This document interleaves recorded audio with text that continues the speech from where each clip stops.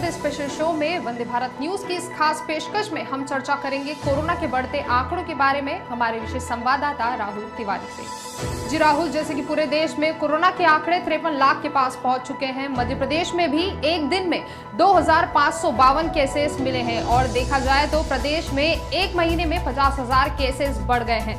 राहुल, हम आपसे जानना चाहेंगे दिन पर दिन कोरोना मामले बढ़ने की क्या वजह हो सकती है? जी प्रिया, बताना चाहूंगा कि कोरोना के मामलों में जिस दर से लगातार वृद्धि हो रही है, कहीं ना कहीं मध्य प्रदेश के लिए भी और पूरे देश के लिए बल्कि एक चिंता का बड़ा कारण कोरोना महामारी जो है यहाँ पर बनती जा रही है। कोविड को लेकर लगातार सतर्कता, लगातार कोशिशों और लगातार जनता की जागरूकता के बावजूद देखने में आ रहा है कि इसके आंकड़े सतत रूप से बढ़ रहे हैं और अब इन आंकड़ों में जो वृद्धि हो रही है वो भी काफी ज्यादा चिंताजनक है। अगर हम अकेले मध्य प्रदेश की बात करें तो आप खुद जानती हैं, और जिस तरह के आंकड़े एक दिन में सामने आए, 2000 से ज्यादा मरीज कोरोना के जो है मध्य प्रदेश में निकले हैं शुक्रवार के दिन। और इसी के साथ मध्य प्रदेश में इस बीमारी का जो पूरा ग्राफ है, जो आंकड़ा है, वो 1 लाख को पार कर गया है। तो जहां हम मध्य प्रदेश को एक विकास प्रदेश के रूप में देखने का सपना देखते थे, बीते 6 माह से कोरोना से लड़ते लड़ते कहीं ना कहीं मध्य प्रदेश की जो एक पहचान है वो कोरोना संक्रमित प्रदेश के रूप में भी अब धीरे धीरे उभरने लगी है। और सरकार जो लगातार ये दावे कर रही है, ये लगातार ये कोशिशें कर रही है, लगातार ये कहा जा रहा है सरकार के द्वारा कि कोरोना पर हम लोग जल्द ही काबू पा लेंगे, जल्द ही हमारे जो इंतजामात हैं उन्हें देखते हुए हम कोरोना को हरा देंगे।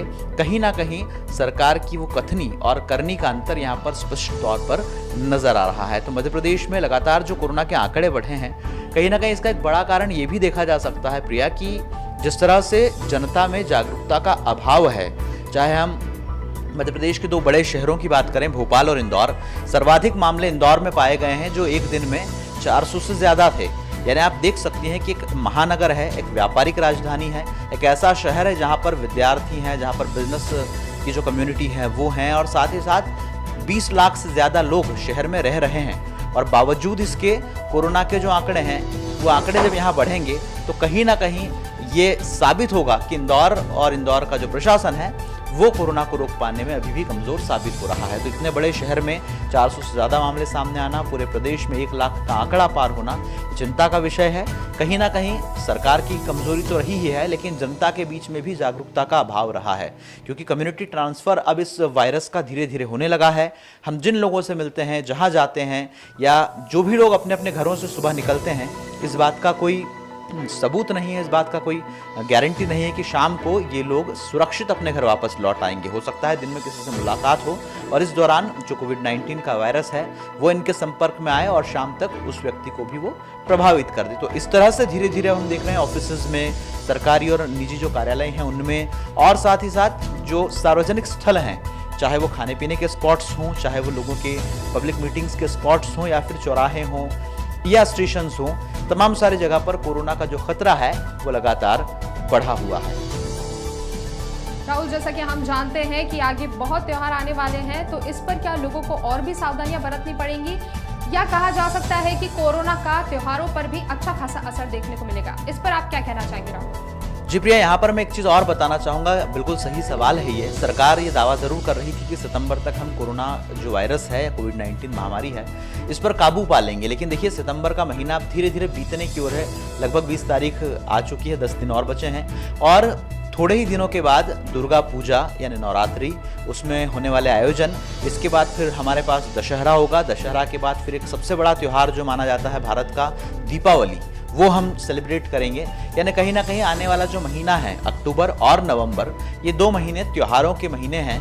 और ऐसे में यदि हम ये देखें कि कोरोना के मामले मध्य प्रदेश में 1 लाख से ज़्यादा हैं, 400 लोग एक दिन में निकल रहे हैं पॉजिटिव, तो वहाँ पर त्योहारों को लेकर और भी अधिक सतर्कता बरतने की ज़रूरत जो है वो जनता को भी है, प्रशासन को भी है और सरकार को भी है।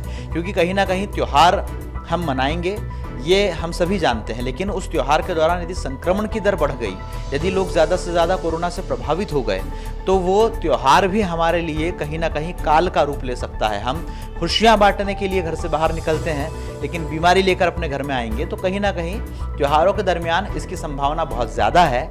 और अगर सरकार अभी से उसकी रोकथाम के लिए कठोर कदम नहीं उठाती, अगर प्रशासन अभी से सख्त निर्देशों का पालन नहीं करवाता है, तो कहीं ना कहीं दशहरा और दीपावली इस बीच में और इस दौरान भी हमें काफ़ी ज़्यादा भयावह स्थिति देखने को मिलेगी।